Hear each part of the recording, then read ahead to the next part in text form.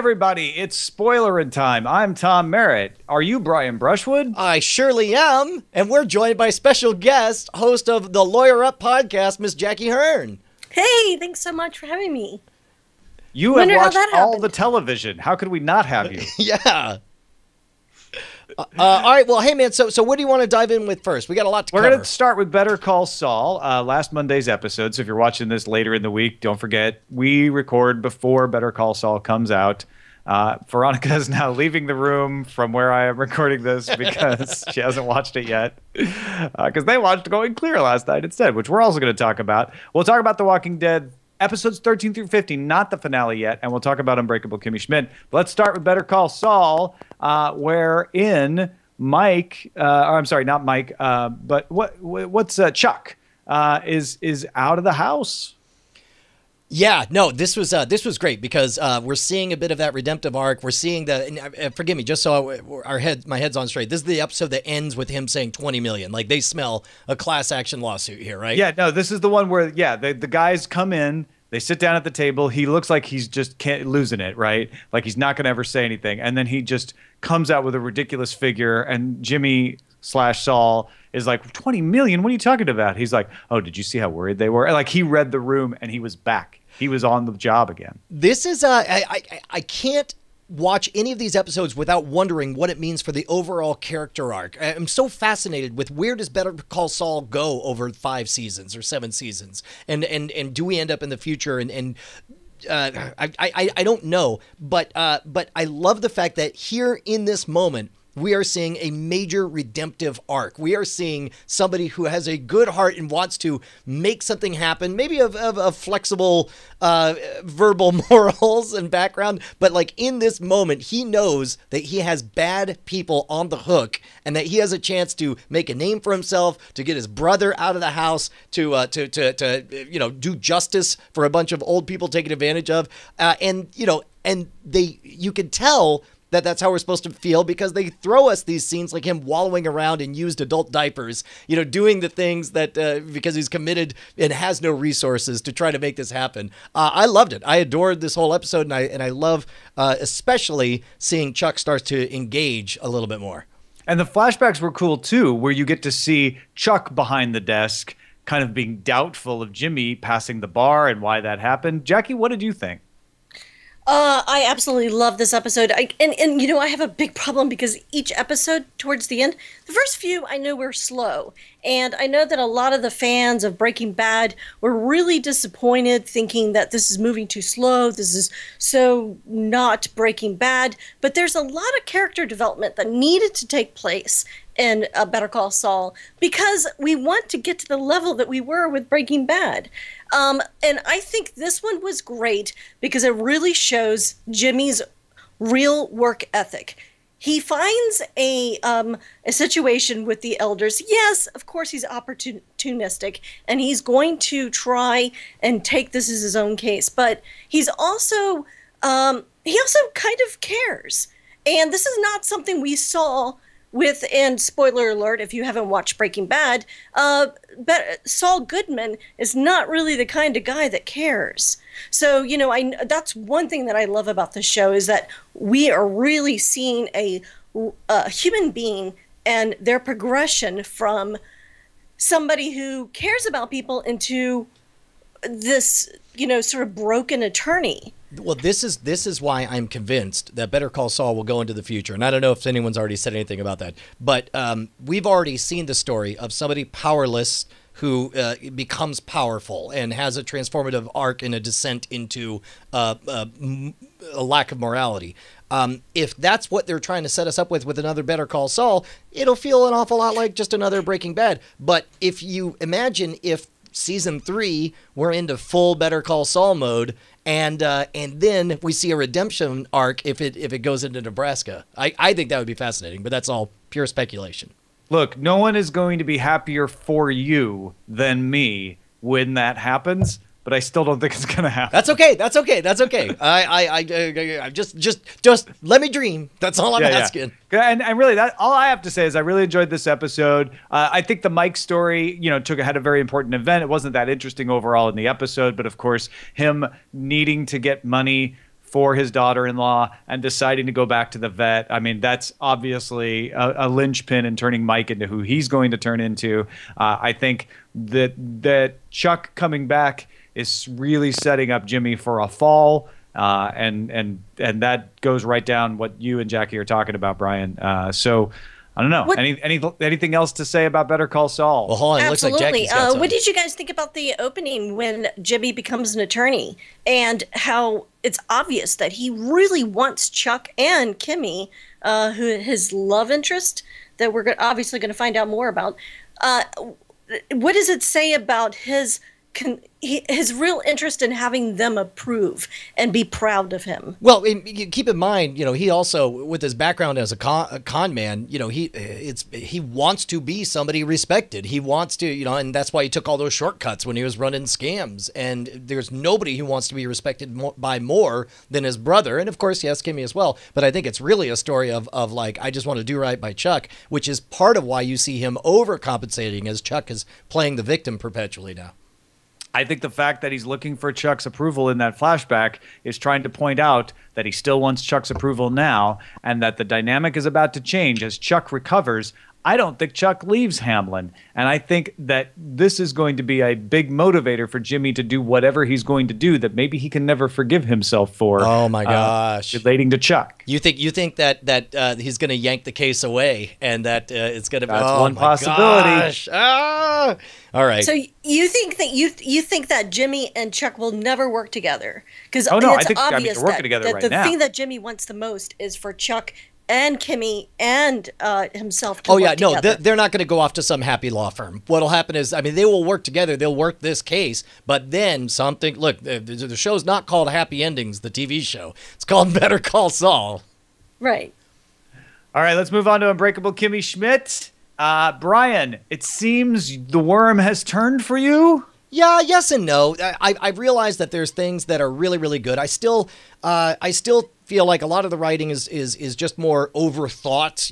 It's like you could tell like these are people who know comedy and that UCB formula where it's like, well, you got to have a running gag and you got to have a blah, blah, blah. And it's like, can't somebody mispronounce a word without that having to be a bit that everyone mispronounces that word the entire show? But I don't know. Sometimes it's funny, sometimes it's not.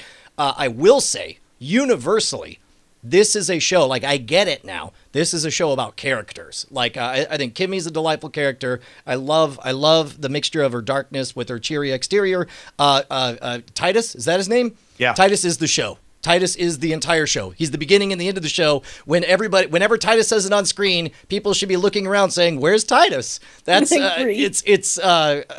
the episodes that I just did not like, and weirdly, everyone's saying like you got to watch number 9. That was the heroin one, right?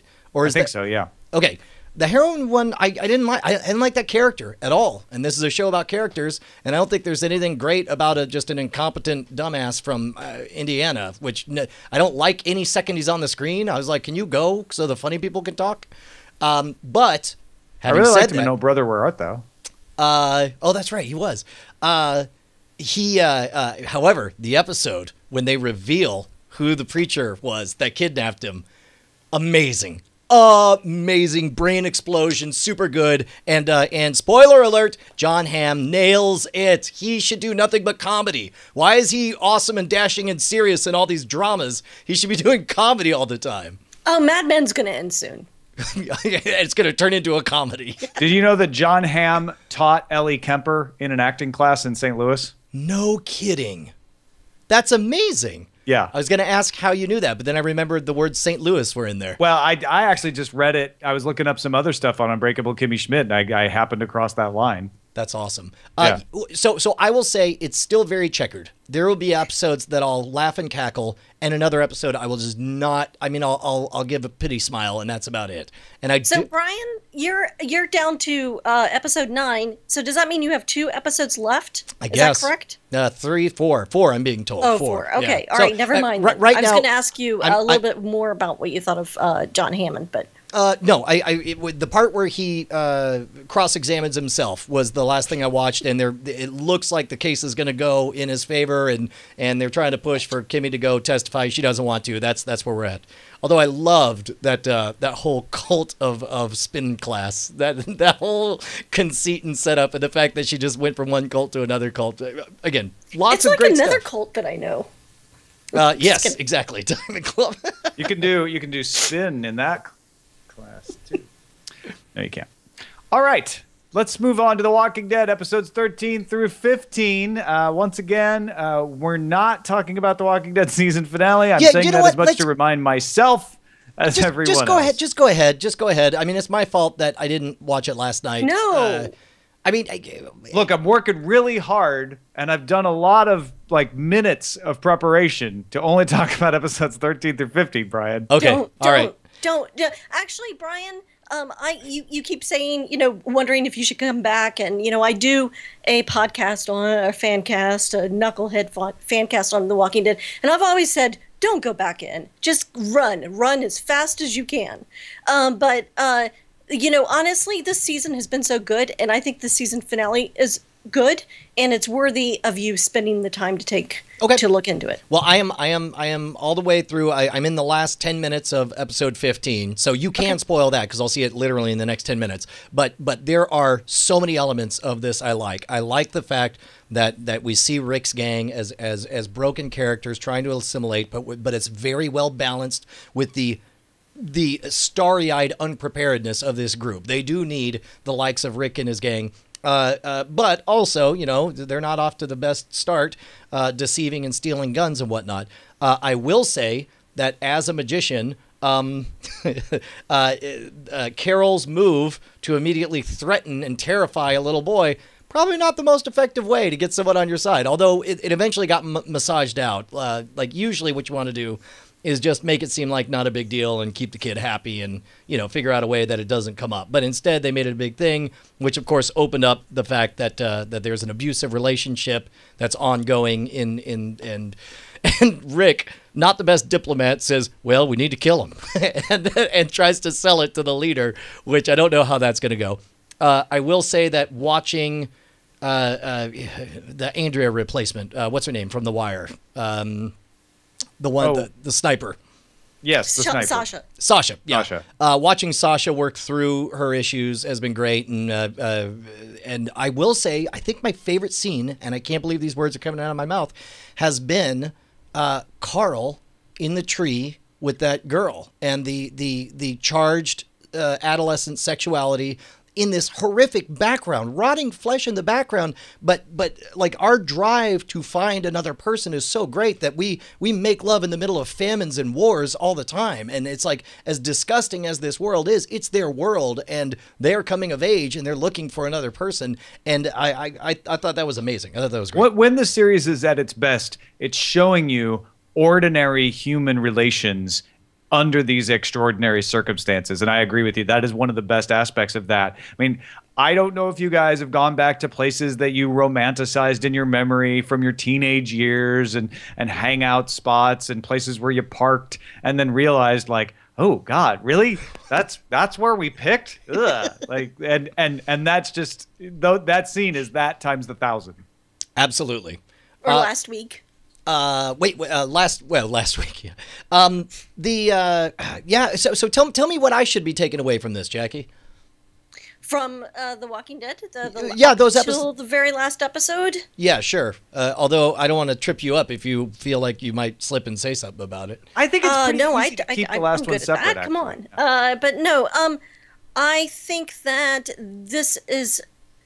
I think that finally, maybe the writers they are putting the pause button on the repeat that has been happening for the last several seasons. Because for the last several seasons, what we've seen is, Rick and his people are trapped in a box. They're in a box, or they're in a certain place, and there's a villain. And how are they going to get out? And they end the season in a place where you don't know what's going to happen or how they get out, and then you've got to wait until October. And I think that they're finally cluing into that, and also the fact that people predict who's going to die.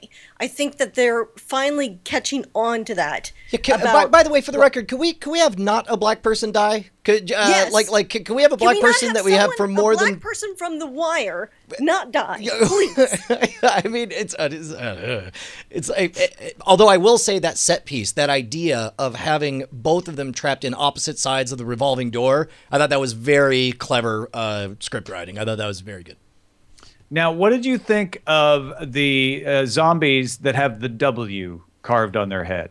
I could tell that I'm supposed to care, but it didn't really hit me until all of a sudden it felt like True Detective, when you saw the fresh flesh that had just been skewed, and you get the understanding from that little encounter that the W goes on before they die, before they get eaten by zombies, and all of a sudden you're looking at a dark serial killer in the woods situation. So I thought it was. I don't know. I don't want to say clumsy foreshadowing, just very obvious foreshadowing before, whereas that moment really galvanized, like, okay, now I'm really interested to see what kind of darkness is out there. All right. Well, I think, Jackie, unless you have something else to add, we could probably... I'm actually kind of curious as what Brian thinks the season carryover will be. What is it that... Where is it that we're going... I mean, because obviously they have to leave you wanting something. And it's not going to be. You're asking me to make a guess Dead, here's the thing, I would like to see. Here's what I would like to see, and I know it probably will not be the case. I'd like to see them spend another season in that same place. I'd like them to essentially have a coup and be in charge, and have some kind of weird mutiny inside that. I want them to join with the Maquis and try to get back to the Delta Quadrant. The Kestrel, what is it? The white? Get on the white? Wait, what is that? That's what they use, the drug that they use. Oh, is it? In Deep Space Nine, yeah. I was thinking of Voyager, how the plot is. Oh, yeah. right. Well, the Maquis are in Deep Space Nine. Yeah, that's right. That's true. Yeah. All right, Ketracel White. Thank you, Dark Redeemer. Let us talk about Going Clear. By the way, we'll ask Brian that same question again next week after he's watched the Walking Dead finale. Going Clear is a documentary that was on HBO. As I mentioned on the main Cordkillers show, I was going to watch The Shield, and I had been texted by Brian that he was going to watch Going Clear, so I just kind of took a look at it for a couple of minutes and got sucked in and watched the whole thing. The folks I was staying with here, we're going to watch Better Call Saul, which I had already watched. Next thing I know, I pause mine for a second, and I hear that they are also watching Going Clear. Brian, why is this captivating people's imagination so much? Part of it is that it's been brewing for a long time. In the at the end of the last decade, beginning of this decade, we saw a couple of important books. One of them, Going Clear, the other one, Inside Scientology, that finally put names to stories and released a lot of inside details that was backed up by documentary evidence. Oftentimes, you have important books that don't get seen, they don't get the traction, they don't get seen everywhere. Like a bad movie will often outperform exposure on an idea or topic 10-1 over a good book. So knowing that this was something that legally HBO felt, they had 150 lawyers, is what they say, worked on this, and they felt insulated. And you can tell if you've read the book that there are some stories that made the cut, other stories that they didn't feel like it was worth the risk on. But what happens overall, I found to be a fairly accurate representation. If you've read these news stories and read the background on it, it gets a lot right. Now, it's not all there, but I found it haunting. And I would love to hear, because I'm too close to all this. I've been obsessed with this for 20 years. So I want to hear from you guys mainly about what you guys thought and saw. Jackie, I'm going to let you go first. Nothing. I actually wasn't surprised. There were bits and pieces of it that in dialogue that of previous newsreels or other videos that they had, where I heard people talking and I just said, "What the heck did they just say? What did I just hear? I don't even understand what these people are trying to say." And and but that's the case with the whole thing. And I've spent a lot of time out in Los Angeles, and I I had the privilege of taking the tour of the museum on Hollywood Boulevard. I don't know if any of you have done that, but it's completely free. And it was one of the creepiest experiences of my life. Wait, this is the psychiatry museum, right? Where they try to freak you out about psychiatry? Is that the one? Oh, no. It's all Ron L. Hubbard. Ron Hubbard, it's his face everywhere staring at you in different directions. And, and actually they got me to hold the e-meter because I was the only one with, that wasn't scared enough to hold it. And it did nothing. They said, oh, obviously you're not thinking of something that really depresses you. And, anyways, the whole experience and what I know of on that end and the way they've kind of bullied the media around and the way they portray, Scientology. There was nothing about this documentary that actually surprised me. What about you guys? Tom? Here's where I was with this, because like Brian, I have also been very fascinated with the phenomenon of Scientology. I actually went to one of the Dianetics places and took the personality test when I was in Washington, D.C. in 1993. I still have my results, which were, you're too critical of things. You need to just accept stuff more, which immediately made me go, that's exactly what I'd say if I wanted to convince someone to just accept any BS that I gave them. I somehow, later on in life, I think a friend did it as a joke, got on a mailing list, started getting their magazines, and started seeing all of this terminology that you hear in this documentary about OT3 and the bridge and getting clear and being audited, and was fascinated to the point at one point where I was talking to Eileen about it, and she's like, stop, just stop. You're scaring me. Not because she was worried I was going to join it, but just because I was getting too into it. So I pulled back from it a while. But I was really impressed as a longtime unwilling viewer of their printed materials with how much access they got to documentation and video from within the church to illustrate stuff. Oh, you're talking about Going Clear. You're talking about the documentary. Yes. I thought you were still talking about the magazines that you were getting. That was No, the magazines have 100% access. Yes, that's why I was confused why you'd be surprised. Yes, I was impressed by Going Clear how much access they had to the materials to show in the documentary. And I, at the same time, felt that it could have been done better. And it's not, I was trying to walk this through in my mind as I was watching it. Sometimes they take some cheap shots that aren't necessary. So they are talking about at one point, the guy's being held in a trailer and it's covered in bugs, and they show a picture of ants.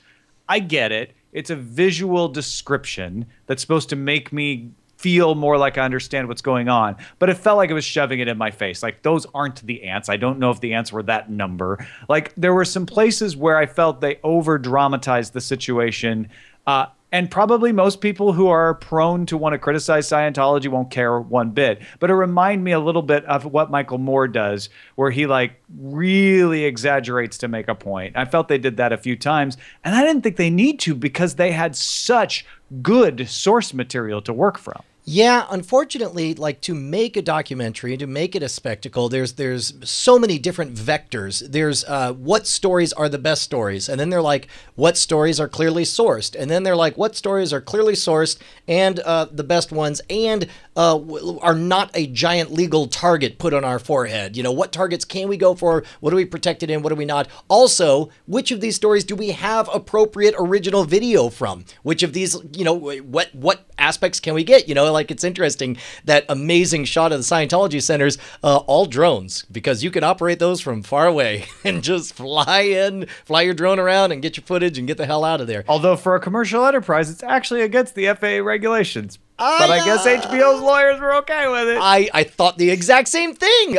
That's amazing. So on top of that, I will say that there are some stories that are missing.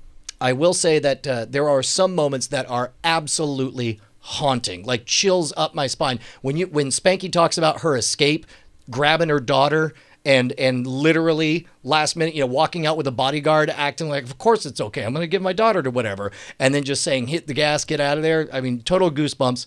But for me, one of the interesting stories is, and the part I care the least about is all the nutty beliefs of Scientology, because, there are plenty of other religions that all have their nutty beliefs. The part that to me is fascinating is the ability to entrap people and to, as they make the point in the show, to make them their own jailer. And specifically, the transformation when L. Ron Hubbard goes into hiding and eventually dies, and David Miscavige comes in. If you read Inside Scientology is actually fairly portrays LRH as almost a sympathetic character in that he's somebody who wanted to provide an alternative, like an open source alternative to psychiatry.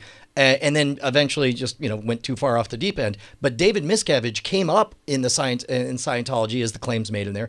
And there's this one haunting, and I forget which one of the characters said it, but it was his best friend, and I didn't learn all the names. But he says that he came out of a room once, and his eyes were on fire, and he grinned, and he says, "I get it now. Power isn't granted, it's assumed."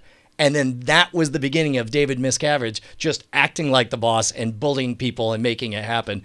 I don't know. To me, having read all that stories and been enchanted by it, to see that footage, that internal documentation at the rallies or whatever of this guy setting up this almost, very almost Hitler-esque, fascist background with him in a spotlight in the middle, it was chilling. I thought it was fascinating.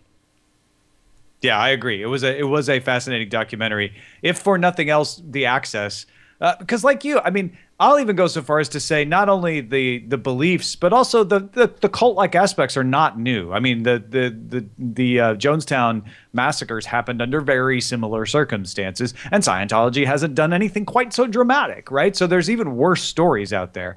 But what's interesting about Scientology is its progression, is its characters, is the fact that it proceeds from science fiction and tried to walk the boundary between being both science and religion, and had that fight with the IRS and the terminology right out of a science fiction novel. And you wonder, okay, how do people end up believing that? And I think you're right. I think that's what this documentary told very well. One of the most effective things they did in this documentary, and I think it's one of the most important things that is mentioned in the books, but it's really hammered on this, is they break down the fact that Scientology only has one tactic. Anyone who disagrees is fair game. Attack, never defend. Label people suppressive persons, and so on. And by detailing all of that, they really have taken the air out of Scientology's response to their documentary. Because when you type in "Going Clear" in Google, the number one ad up top, here, give it a try.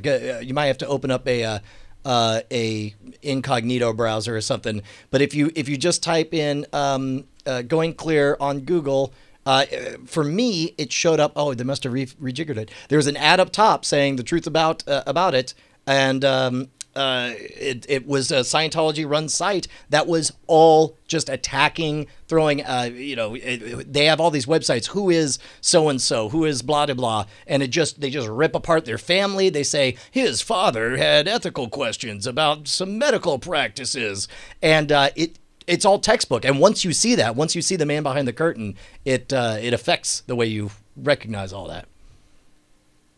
Votes on whether Tom Cruise takes over eventually? Zero. They seem to be trying to imply that was the plan, though.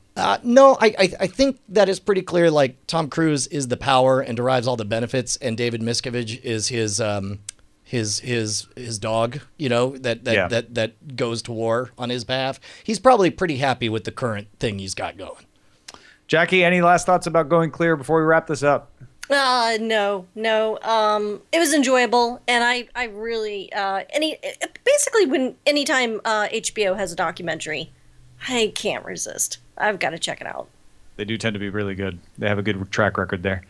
Well, thanks everybody for watching Spoilerin Time. We do this every week. You can watch it live on Mondays right after Cordkillers, or get it immediately after, well, fairly within a reasonable amount of time afterwards, by becoming a Patreon at patreon.com/Cordkillers. We'll talk to you next week. Heck yeah.